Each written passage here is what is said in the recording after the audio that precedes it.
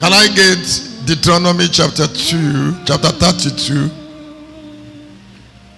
Chapter 32, 1 and 2. There is a song Moses sang in Deuteronomy chapter 32. There is something I will like you to take advantage of. I would like you to learn to take advantage of being in church. Anytime you come into God's presence, an enemy feels very uncomfortable.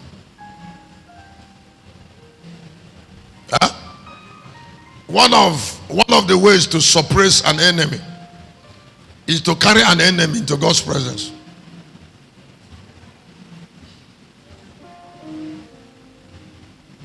If you want to destroy a problem, keep bringing the problem into God's presence.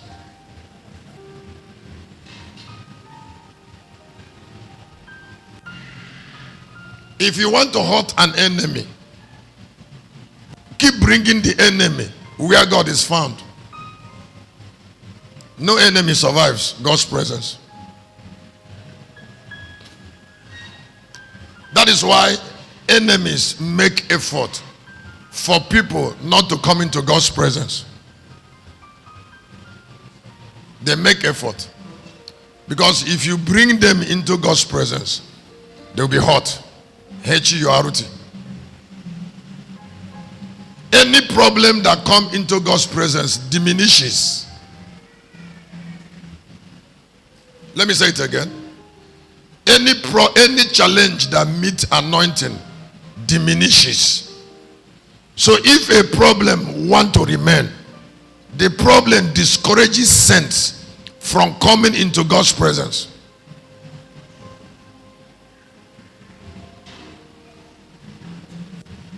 Let me say again. I say if a problem wants to remain, the problem discourages saints from coming into God's presence. Because there is no evil in God's presence. Nobody dies in God's presence. Nobody gets poor in God's presence. So the determination of enemies is to separate saints from God's presence so that they can prosper. Don't call it preaching. I'm not preaching yet. When Satan became envious of Adam, there is something that he did. He separated Adam from Eden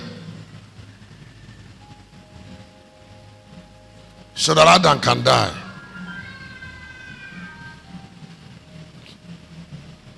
Because if Adam didn't go out of Eden, Satan will not be able to kill him.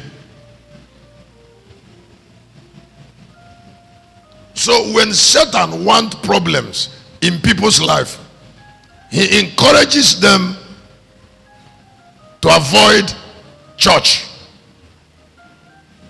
particularly powerful ministries. He encourages them to avoid anointed men. I tell you, he must encourage them. He will create offense in their heart for no reason. The purpose is precarious. Very. You see, because if you go out of God's presence, you will not have God.